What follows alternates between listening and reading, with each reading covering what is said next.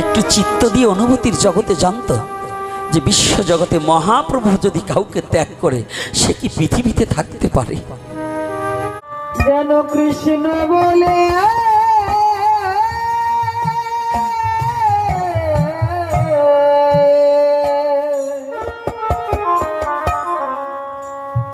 আমার শুভঙ্কর বাবাকে গৌরহরি দাসকে বলেছিলাম, বাবা আমরা শুধু সাধুরা বলি মহাপ্রভু অমককে ত্যাগ করেছে, অমক সম্প্রদায়কে ত্যাগ করেছে, তমক সম্প্রদায়কে ত্যাগ করেছে। আমার কাছে বলো তো বাবা, তুমি তো একজন মাস্টার মানুষ, আমি তো বুঝতে পারি না মহাপ্রভুকে আদতেও কাউরে ত্যাগ করেছে?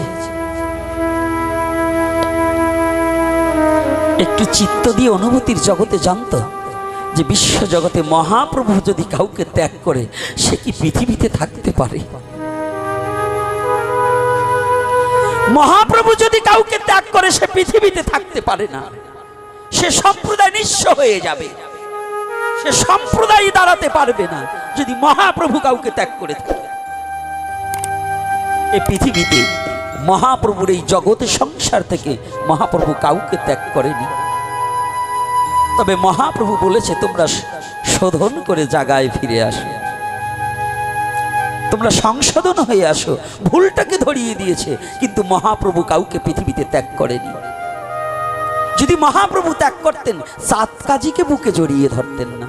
যিনি খোল ভেঙে দিলেন, হরিনামের খোল ভেঙে দিলেন, তাকেও ক্ষমা করে দিয়ে মহাপ্রভু বুকে জড়িয়ে ধরেছে।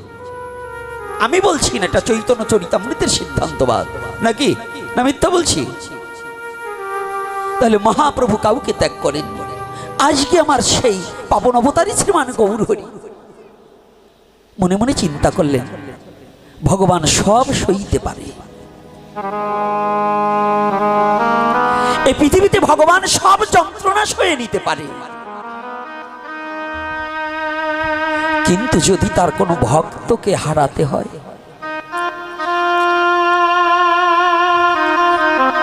ভগবান সদা সর্বক্ষণ চিন্তা করে। জানেন আপনার সন্তানটা যেমন বিদেশমুখী হলে যতদিন পর্যন্ত ঘরে না ফিরে আসে ততদিন পর্যন্ত ওই মা বাবা যেমন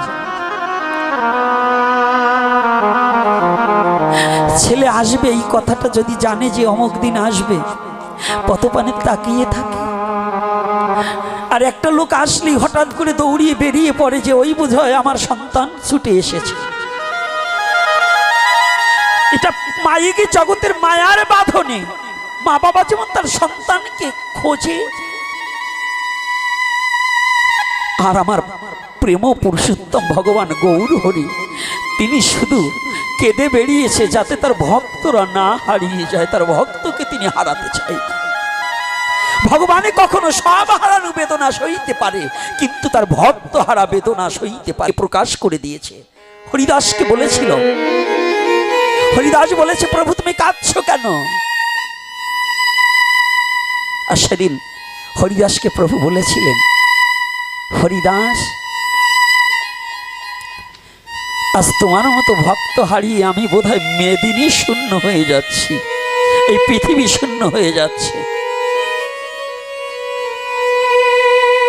তোমার মতো ভক্ত হারিয়ে যে আমি কত বড় যন্ত্রণা, তোমার মতো ভক্তকে হারাতে ইচ্ছা হয় না, তবু তোমাকে আমি কথা দিয়েছি, তাই না হলে যদি তোমাকে আমি কথা না দিতাম, তুমি আমার ভক্ত তাই তোমার ইচ্ছাই পূর্ণ হোক, আমার ইচ্ছা নয়, না হলে তোমার আগেই আমি চলে যেতাম। কিন্তু তোমাকে হারিয়ে যে কত যন্ত্রণা আমার সইতে হবে এটা আমি জানি, আর কাউকে বুঝাতে পারবো না। সেদিন যেমন হরিদাস বলেছিল, প্রভু এই পৃথিবীতে জানো দয়াময় আমি হরিদাস চলে গেল অগণিত ভক্ত তোমার লীলার সহায় পরিকর হিসেবে থাকবে, আমি ছাড়া তোমার অগণিত ভক্ত আছে, কিন্তু বিশ্ব জগতে তুমি কি একটিবার ভেবে দেখেছো এই বিশ্ব জগতে তুমি ছাড়া যে আর জগতে আমার আর কেউ নেই, তুমি ছাড়া যে আমার আর দাঁড়াবার জায়গা নেই। এটা ভক্ত ভগবানের কথা। তদ্রূপ ভগবান সব হারাতে পারে, তার ভক্ত বিপদগামী হবে এটা ভগবান মেনে নিতে পারে না।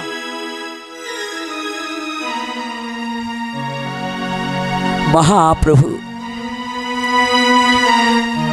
মুকুন্দকে সংশোধন করার জন্য, একটু যন্ত্রণা দেওয়ার জন্য মহাপ্রভু মনে মনে চিন্তা করলেন, আজকে যদি আমি কঠোরভাবে শাসন না করি, এই মুকুন্দ হৃদয় মাঝে যে কীটটা বসেছে, এই কীটে একদিন মুকুন্দ ভজন শূন্য হয়ে যাবে, প্রেম শূন্য হয়ে যাবে, ও বিপদগামী হবে, ওকে যে আর সৎপথে রাখা যাবে না। তাহলে আমার কি করা প্রয়োজন? আমার শাসন করার প্রয়োজন। এজন্য বলছেন, নীতিশাস্ত্রে বললেন, চাণক্য পণ্ডিত বললেন যে পিতামাতা তার সন্তানকে সেবার সময় সোহাগ করবে, অধ্যয়নরত অবস্থা এবং কর্মস্থলে শাসন করে রাখতে হবে, যাতে সে অন্যায়কারী না হয়। আর গুরু তদ্রূপ শুধু ভালোবাসা প্রদান করলে হবে না, তার শিষ্যকে শাসন না করলে পরে সেই শিষ্য একদিন কোনোদিন সৎ মানুষ হতে পারবে না। তদ্রূপ ভগবানও কখনো কখনো ভক্তকে শাসন করবার নিমিত্তে, আমরা বুঝি না, এই যে রোগ ব্যাধি যন্ত্রণা, এগুলো হচ্ছে ভগবানের শাসন দণ্ড। আমি বিপদগামী যাতে না হই, ব্যাধিগ্রস্ত হলে ভগবানকে মনে পড়ে বেশি বেশি, এজন্য ব্যাধির প্রয়োজন আছে। এজন্য দেহে ব্যাধি না হলে আত্মশুদ্ধি হয় না। আত্মাটাকে সুনির্মল করতে হলে দেহে ব্যাধির প্রয়োজন আছে, ব্যাধির প্রয়োজন আছে। মুকুন্দ দাস যে যখনই দাঁড়িয়েছে অহংকারের মূর্তি নিয়ে, যে আমার কীর্তন ছাড়া মহাপ্রভুর কীর্তন শোনে না, মহাপ্রভু ডাক দিয়ে বললেন, মুকুন্দ সরে যাও আমার সম্মুখ থেকে, তোমার মুখ আর আমি দর্শন করব না। দোষটা কি? আর কোনো দোষ ছিল কি? চৈতন্য ভাগবতে আর কোনো দোষের কথা উল্লেখিত করেছে? চৈতন্য চরিতামৃত আর কিছু বলেছে? চৈতন্য মঙ্গল গ্রন্থ আর কিছু বলেছে? দোষটা একটা, তার মনের মধ্যে জেগেছে। এটা তো প্রকাশেও কারো কাছে বলেনি, প্রকাশে কারো কাছে বলেনি, শুধু বললেন মনে মনে। কিন্তু অন্তরের কথাটা অন্তর্যামী ভগবান গৌরহরি জেনে বলছে, চলে যাও, আমি তোমার মুখও দর্শন করবো না, সরে দাঁড়াও। যখনই বললেন সরে দাঁড়াও, আমি মুখও দর্শন করব না,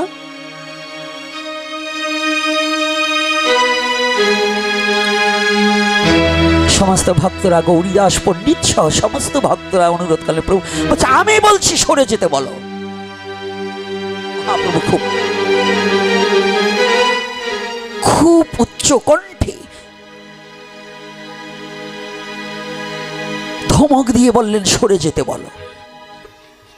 যে মুকুন্দ একদিন মহাপ্রভুকে শাসন করেছিল, এই মুকুন্দই একদিন মহাপ্রভুকে শাসন করেছিল, আর সেই মুকুন্দকে মহাপ্রভু বলছে, তোমার মুখও দর্শন করবো না, সরে যাও। যখন সরে গেলেন, এটা হচ্ছে শাস্তি। কিন্তু মুকুন্দ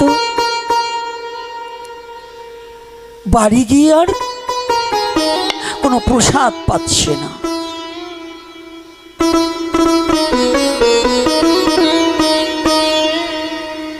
কোনো প্রসাদ পাচ্ছে না, শুধু একটাই চিন্তা করছে, প্রভু তুমি না কত ভালোবেসে আমাকে বুকে জড়িয়ে ধরতে, তুমি না আমার বদনের কীর্তন শ্রবণ করতে, না জানি কোন অপরাধে আজ আমি তোমার চরণ থেকে বঞ্চিত হয়ে গেলাম। তবে যদি জানো,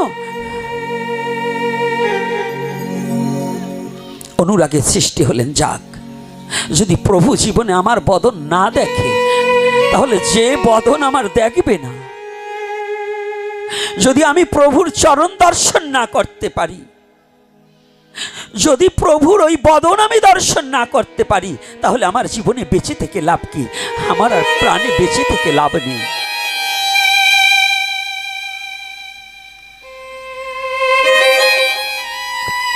আমি আর বেঁচে থাকতে চাই না।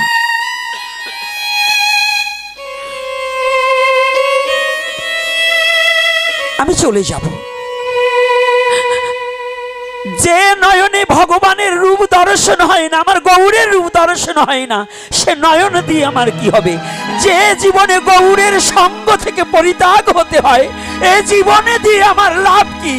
আমি চলে যাব, আমার প্রাণ বিসর্জন করব।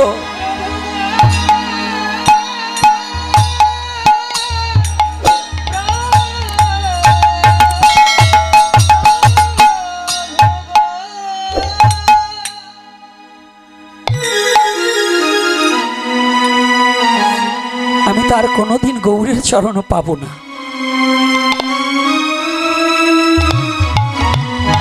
তীব্র যন্ত্রণা হচ্ছে, বড় ব্যথা হচ্ছে। এ ব্যথাটা বড় কঠিন ব্যথা।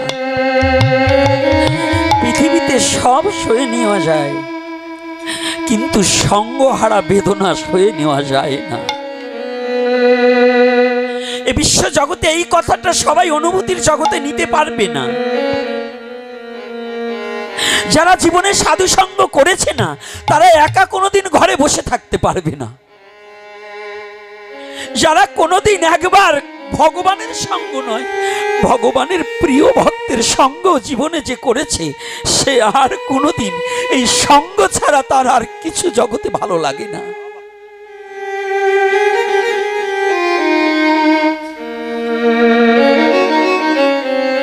মুকুন্দ পাগলের মতো হয়ে গেলেন,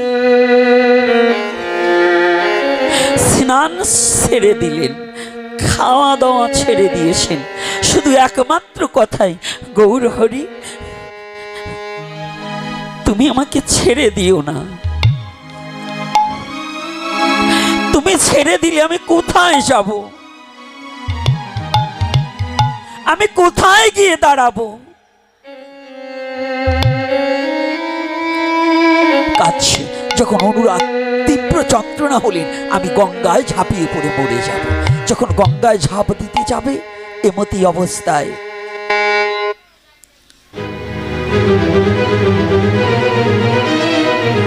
সঞ্জয় বাসু ঘোষ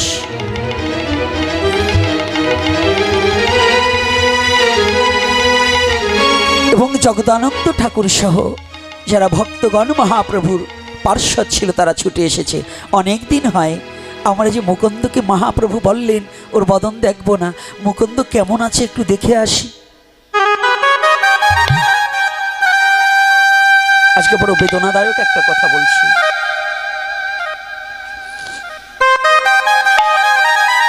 একটা বেদনাদায়ক একটা কথা বলছি।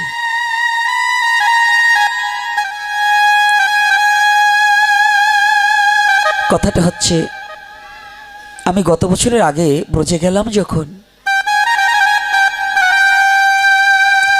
ব্রজে যাওয়ার পরে আমাদের একজন জেঠু গুরু আছেন, একটু সময় একটু সঙ্গ করলাম।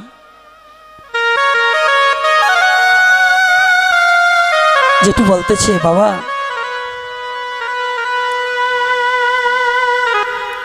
তোদের একটা যন্ত্রণা, তোদের গুরুদেব চলে গেছে। তোরা হাজার হাজার ছেলে যখন আসিস, যখন আমার ভাই মুরারির কথা বলিস, তোদের গুরুদেব হারিয়েছে।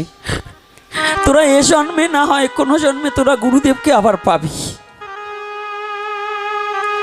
কিন্তু জানিস, আমি হারিয়েছি আমার গুরু ভাই, আর এই জীবনে দেখলাম আর কোনোদিন পাবো কিনা জানি না।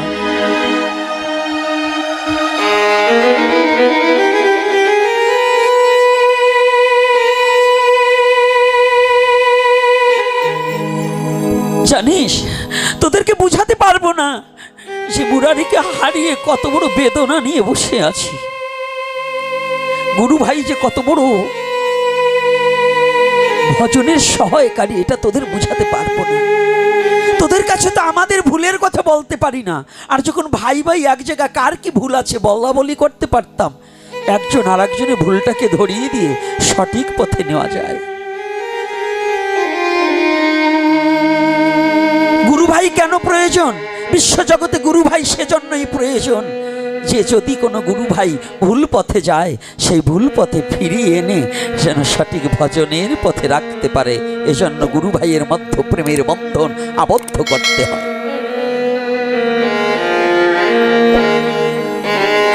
তাই আজ ছুটে এসেছে। এদিকে মুকুন্দ গঙ্গায় ঝাঁপ মারবে, এমতই অবস্থায় পিছন থেকে ডাকছে, মুকুন্দ দা, মুকুন্দ দা। মুকুন্দ ফিরে তাকিয়েছে, দেখতে পায় সবাই ছুটে এসেছে, একমাত্র মহাপ্রভু বাদে। মুকুন্দ মনে মনে চিন্তা করছে, তাই তো, আহা, আমার পরম সৌভাগ্য, আমার পরম সৌভাগ্য, গৌর আমাকে দর্শন দেখ বা না দেও, গৌরের কৃপা পাই বা না পাই, কিন্তু আজ গৌরের পার্ষদগণ ভক্তগণ ছুটে এসেছে আমাকে চরণ ধুলি দেওয়ার জন্য, এটাই আমার জীবনের সার্থকতা। মুকুন্দ দৌড়ি গিয়ে ভুলুণ্ঠিত হয়ে দণ্ডবোধ করছে, প্রণাম হই তোমাদের চরণে। মুকুন্দদা, তুমি চলো। না না, প্রভু তো আমার বদন দর্শন করবে না। আমি এখন কি করবো জানো? তোমাদের সাক্ষাতে আমি গঙ্গায় ঝাঁপিয়ে পড়ে আমার প্রাণ বিসর্জন করব। এক ভক্ত গিয়ে মুখে হাত দিয়ে চেপে ধরলেন, না না মুকুন্দদা, তুমি হয়তো জানো না, তুমি এখানে বসে গৌরাঙ্গ বলে কাঁদছো না, আমার প্রভু তোমাকে দূরে দিয়ে শান্তিতে নেই। প্রভু তোমাকে যেদিন হইতে সরিয়ে দিয়েছে, সেদিন হতে আমার প্রভু দুটি নয়নের জলে বক্ষ প্লাবিত করছে।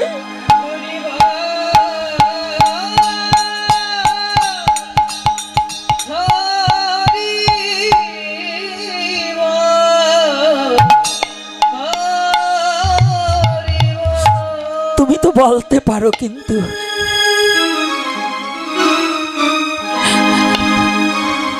তুমি বলতে পারো, কিন্তু প্রভু যে বলতে পারছি না।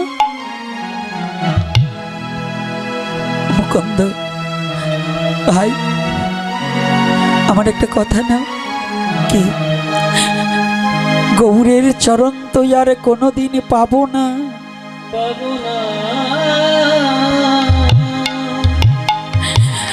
গৌরের সঙ্গ জীবনে আর আমার পাইবা না পাই, হইবা না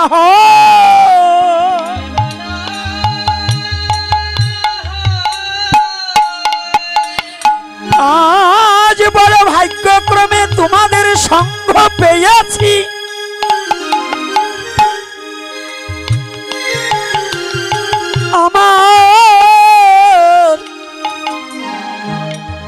আমার একটা কথা নেবে ভাই, আমি এই গঙ্গায় ঝাঁপিয়ে পড়ে মরে যাব, তার মরার আগে কি করব জানো? তোমরা যারা আমার গৌরের পার্ষদ এসেছো, আমার এই দুটি হাত দিয়ে তোমাদের চরণ ধুলি আমার শিরে তুলিয়া লইব।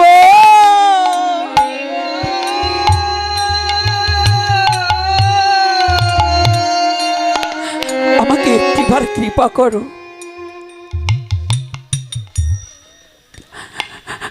গৌর আমাকে ত্যাগ করে দেখ, কিন্তু আমি যখন ওই গঙ্গার জলে ঝাঁপিয়ে পড়ব, তখন যেন আমি গৌরাঙ্গ বলে ঝাঁপ দিতে পারি।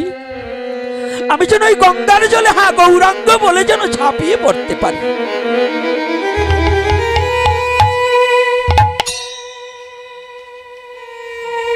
তোমরা একটিবার তোমাদের চরণে নিবেদন জানাই, আমাকে তোমাদের চরণ ছাড়া করো না, আমাকে তোমাদের চরণে রাখো, আমি যেন গৌরাঙ্গ বলে ঝাঁপ দিতে পারি।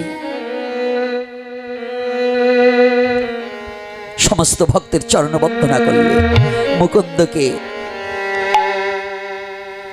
পরামর্শ দিলেন ভক্তরা। আচ্ছা আচ্ছা, শোনো মুকুন্দদা, মহাপ্রভু বলেছে তোমার বদন দেখবে না, তুমি মরবে কেন? তুমি যে প্রভুর বদন দেখবে না, এই কথা তো প্রভু বলেনি। রাধে রাধে, তোমার বদন প্রভু দেখবে না, তুমি যে প্রভুর বদন দেখবে না, এটা তো বলেন। চলো, তুমি দূর হতে প্রভুর বদন দেখবে। কথাটা দেখেছেন চতুরতা কথাটা? যেই জন ভজে কৃষ্ণ সে বড় রাধে রাধে। কথাটা কত চমৎকার! কি বলছে যে তোমাকে মহাপ্রভু দেখবে না বলেছে, কিন্তু তুমি যে মহাপ্রভুকে দেখবে না, এটা তো প্রভু বলেন।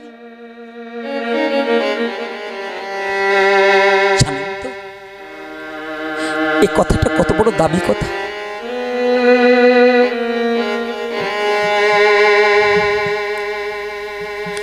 আমি তোমার হলাম এই কথাটা বড় সহজ, কিন্তু তুমি আমার হও এটা বড় কঠিন। আমি তোমার হলাম এটা বড় সহজ, কিন্তু তুমি আমার হও এটা বড় কঠিন।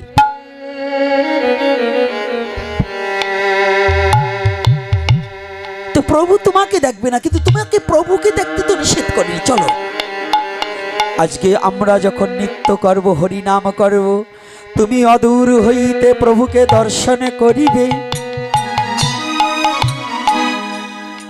আরে প্রভু যখন হাঁটিয়া যাইবে, দূর হতে প্রভুর চরণ ধুলি তোমার অঙ্গে লাগাবে লাগাবে। প্রভুর ওই পদরেণু পেলে তোমার প্রভুর সঙ্গ করতে আর বাকি থাকিবে না। থাকিবে আর তুমি দূর হতে দর্শন করিবে প্রভু যাকে প্রেমাবেশে বক্ষে জড়িয়ে ধরিবে। তুমিও পিছন হইতে তাকে বক্ষে জড়িয়ে ধরিবে। কেন?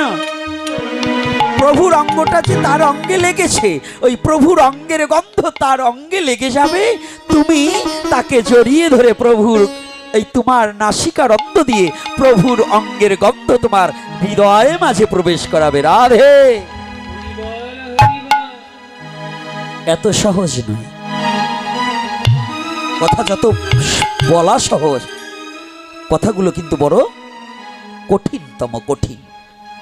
আজকে যখনই বলেছি না, এক ভক্ত গিয়ে মুকুন্দ দূরে দাঁড়িয়ে আছে, মুকুন্দ দূরে দাঁড়িয়ে আছে। এ কথাটা কেন বলছি? আমাদের অহংকারের পরিণতি। প্রভু পর্যন্ত তাকে মুকুন্দকে একটু অপরাধ করেছে, ভিতরে শুধু স্মরণ করেছে যে আমি ভালো কীর্তন করতে পারি। তা আমাদের সমাজের যে অবস্থা, আমাদের জাতির যে অবস্থা, আমাদের সাধুদের যে অবস্থা, এতে বড় চিন্তাযুক্ত হয়ে যাচ্ছে। ভবিষ্যৎ প্রজন্মে মালা তিলকধারী হবে, নিরামিষভোজী হবে, কারণ মাছ পাওয়াই যাবে না, ওরা খাবেও না। কিন্তু সাধু হবে কতজন, এটাই একটু চিন্তার বিষয় আছে। মাছ ত্যাগ করলেই সাধু হওয়া যায় না, তো তিলক পড়লেই সাধু হওয়া যায় না। এগুলো হচ্ছে ওই যে আমার গৌরহরি দাস শুভঙ্কর বাবা যে স্কুলে পড়ায়, ওই প্রত্যেকটা স্কুলে একটা ইউনিফর্ম আছে, আছে কি না বাবা? কলেজ ভার্সিটিতে ইউনিফর্ম আছে না? তো এই মালা তিলক এগুলো হচ্ছে ইউনিফর্ম, এগুলো কিন্তু সাধু নয়। এটা যে আমি স্কুলে ভর্তি হয়েছি তার ইউনিফর্ম। যদি মালা তিলক পড়লেই সাধু হওয়া যেত, তাহলে যারাই মালা কাটে ওরাই বড় সাধু। কি বাবা, সাধু বাবা আবার কষ্ট পান নাকি? আবার কেউ কষ্ট পেন? আমি ভক্তদের ব্যথা দেওয়ার জন্য না, আমি যে কথাটা বলছি, আমি বলছি কেন জানি? কাউকে আঘাত করার জন্য না, কাউকে যন্ত্রণা দেওয়ার জন্য না। অনেকে ভাবে আমি বুঝি কাউকে আঘাত দেওয়ার জন্য না, কোনো সম্প্রদায়কে না, কোনো ব্রাহ্মণকে আমি আঘাত দেওয়ার জন্য নয়। কারণ আমি প্রত্যেকটা কথা বলি যে আমি ব্রাহ্মণের চরণে আমি মাথা নত করতে চাই, এবং আমি এখনো করি, এবং ভবিষ্যতে যতদিন বেঁচে থাকি আমি যেন কাউকে অবজ্ঞা না করি। তবে কথা হচ্ছে আমি চাই একটু জঞ্জাল মুক্ত হয়ে আমার মতো জঞ্জালকে পরিষ্কার যারা করবে, যারা সাধু সমাজে নেতৃত্ব দিচ্ছে, যারা জাতিকে নেতৃত্ব দিচ্ছে, তাদের একটু সংযত হয়ে একটু পরিষ্কার আবর্জনাগুলো পরিষ্কার করে যদি সৎপথ অবলম্বন করে, তবেই তাদেরকে দণ্ডবোধ করতে পারি। কি বল হরিবল। এজন্য আঘাতগুলো করি, অন্য কোনো কারণে নয়। আপনারা কি আমার শত্রু জমি নিয়ে বাঁধবে, ছেলে মেয়ে বিয়ে দিয়ে না বাঁধবে? তাহলে আপনাদের আমার বেশি কথা বলার দরকার কি? কিন্তু এই না বুঝে কিছু লোক আছে, আর এর মধ্যে কিছু ওই যে রামায়ণের মধ্যে মন্ত্র আছে না, এই মন্ত্র আছে কিছু, এ ঘরের কথা ও ঘরে, ও ঘরের কথা ও ঘরে, এই মন্ত্রগুলো এই এ ঘরের কথা ও ঘরে বলে বলে একটা সমাজে সাধুদের মধ্যে দ্বন্দ্ব বাঁধিয়ে দিয়ে বেড়ায়। ওরা মার কাছেও ভালো থাকবে, জির কাছেও ভালো থাকবে। তাই এই শয়তানগুলোর কারণেই এই সমাজে আমাদের সাধু সমাজের দ্বিধাদ্বন্দ্ব বেড়ে চলছে। তাই আমি অনুরোধ করে বলবো, এই মন্থরার কথা মতো হ্যাঁ সোনার রামকে বনবাসে দেওয়ার চেষ্টা করবেন না, নাহলে কিন্তু দুঃখে জীবন যাবে। এই জন্য এই হিংসা অহংকারটাকে যদি হৃদয় মাঝে থাকে, এই মন্থরাগুলোকে চিনে নিতে হবে। কুটিলাকে চেনেন তো? কুটিলা কারা? বোঝেন তো? রাধে রাধে। হ্যাঁ কেন আমার আবার আনবেন কেন এই কথার জন্যে? তাহলে তো চিন্তা করা যায়, এই মন্ত্রার কথা বলা আবার আনবো, তাহলে তো এই বেশি বেশি বলতে হবে। রাধে রাধে। আরে না, সত্য কথা বলছি, এগুলো আছে কি না তাই বলতে। তো আপনাদের দেশে নাই? নাই মানে আমি বলে দিবার পারি, নামও বলে দিবার পারি, কিন্তু বলবো না। রাধে রাধে। নাম বলে দিতে পারবো না, কিন্তু এই মন্ত্রগুলোকে আমি চিনে চিনে রাখতেছি, যেগুলো ওই যে এ ঘরের কথা ও ঘরে লাগাবে, ও ঘরের কথা ও ঘরে লাগাবে, বুঝবে ওই যে। হ্যাঁ শোনেন শোনেন, ওই যে দুই কাঠ ছিঁড়ে থাকে না, এখন তো কড়াতের কাঠ ছিঁড়া নেই, এখন তো সব মিলে কাঠ ছিঁড়া। তাই একেবারে বানর একটা আছে না, বানর খালি লাফাই বেড়ায়, সব গাছের ফল ঝাঁকি ঝুঁকে পাইরে থুয়ে এসে। তো একজন ওই কাঠ ফাটতেছে, তো একটু রসিকতার গল্প না বললে হবে না, ছেলে পেলে আইসে তো ওরাও তো একটু রস চায়। হ্যাঁ বলবো না বলবো না। তাই সাবধান, আমার এই রসিকতার মধ্য দিয়ে যারা এই যে সমাজের দুষ্কৃতি কারিয়েছে, শয়তানগুলো আছে, ওইগুলোকে জানিয়ে দিতে চাই, ওইগুলোকে হুঁশিয়ার করে দিতে চাই যে তোমরাও নাহলে কিন্তু ওই কলে পড়বা। এই জন্য এই রসিকতার গল্প বলছি। এটা ভাগবতের গল্প নয়, কিন্তু এটা জীব শিক্ষার নিমিত্তে কিছু কিছু খুচরো কথা বলতে হয়। এই খুচরো কথাটার মধ্যে একটা রসিকতা দিয়ে একটু বুঝাতে চাচ্ছি। তো এক বানর করছে কি, গাছ ঝাঁকিয়ে ফল টল ফেলে দেয়, কেউ খেতে পাচ্ছে না। কিরে ওই জাতীয় ভাই এটা আসলো নাকি? সাবধান, পিছনে এখন সিল্লালি বসবো ওই জাতীয় ভাই। এইবার করছে কি, গ্রামের লোক সব অতিষ্ঠ হয়ে গেছে। তো বাদর করছে কি, ওই গ্রামে এক কড়ার দিয়ে আগে গাছ ফাটতো না, বাবা ফাটতো না, তো মাঝখানে আবার একটা কাঠের খিল মারিয়ে দিত না। তো কাঠ কিছুটা চিরাই করে রাখছে, তো মাঝখানে খিল মারিয়ে ওই কড়ার যারা কাজ করে ওদের লাগছে ক্ষুধা, ওরা খেতে গেছে। তো খেতে গেলে পরে এইবার ওই যে বাদর, ওর তো স্বভাব খালি গাছ ঝাঁকাঝাঁকি, ও গাছে এক ঝাঁকি দেবে, ও গাছে এক ঝাঁকি দেবে। তো কায়দা করে করছে কি, আসিয়ে যখন ওই কাঠ চিরাই করা কাঠের মধ্যে দিয়ে বইছে, কায়দা মতো লেজ আর কি হয়েছে ওই চিরাই করার মধ্যে দিয়ে ঢুকি গেছে, ঢুকছে আর একটা, কিন্তু বললাম লেজ, কারণ ওই ভাষা আমি দেবো না, একটু কায়দা করে বললাম। যদি কবির আসর হয়তো তাইলে ওইটাই বলতাম, কিন্তু এখন তো ভাগবতের আসর, এই জন্য লেজের কথা বললাম। তো বুঝে নেবেন, বোঝেন না আপনারা তা না, কিন্তু বুঝে নিতে হবে।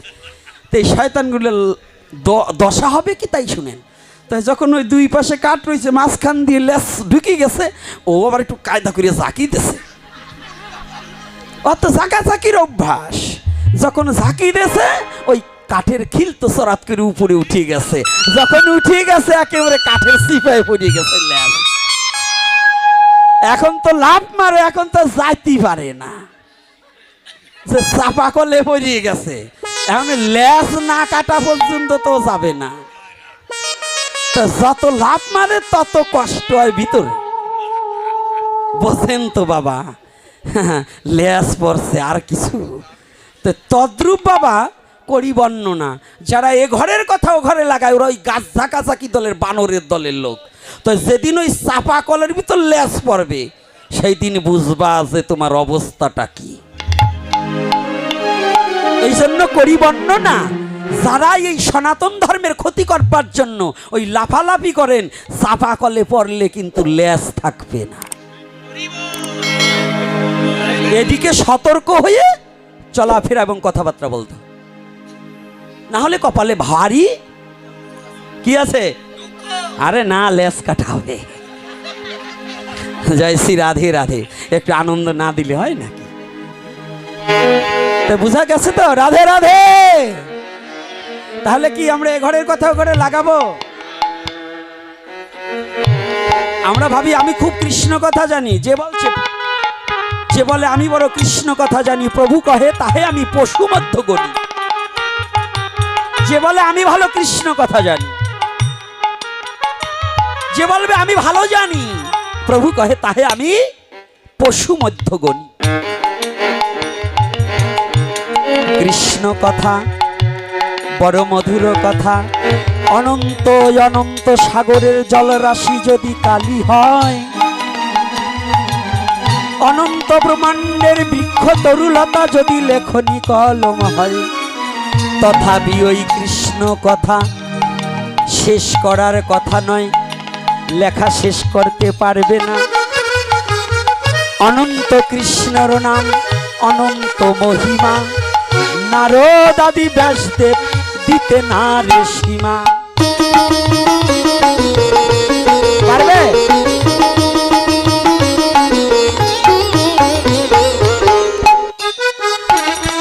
হবে? তাহলে যদি তোমার হৃদয়খানা পরিষ্কার না হয়, মালা তিলক নিরামিষে কি বা উপকার হয়?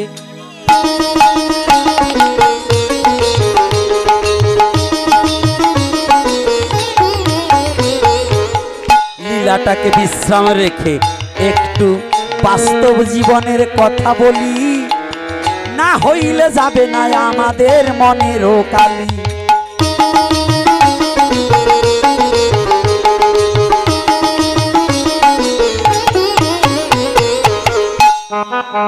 ষাঁড় গরু চিনেন তো? ষাঁড়ও কিন্তু নিরামিষ খায় বিশ্ব চরাচরে, তাদের কিন্তু দুটো শিং আছে মাথার পরে, আছে না? সাধু হয়ে যদি কারো হিংসা নিন্দা থাকে, সাধু নয় সে ষাঁড় গরু জানিবে সত্তরে।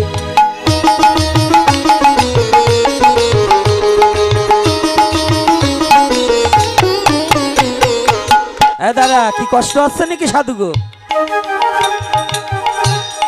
কোনটাই ভাবতেছে আমি যে করি বেড়াই, বাবা জানলো কি করি?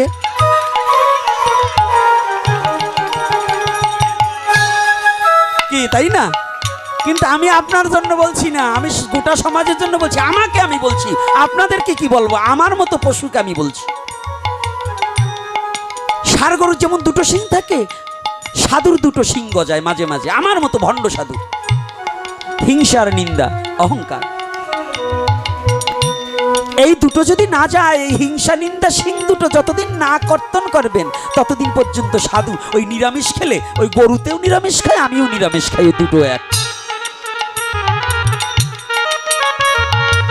এজন্য সাধুর বেশভূষাতে হয় না, সাধু ব্যবহারে হয়। সাধুর সঙ্গ করিলে সাধু চিনা যায়।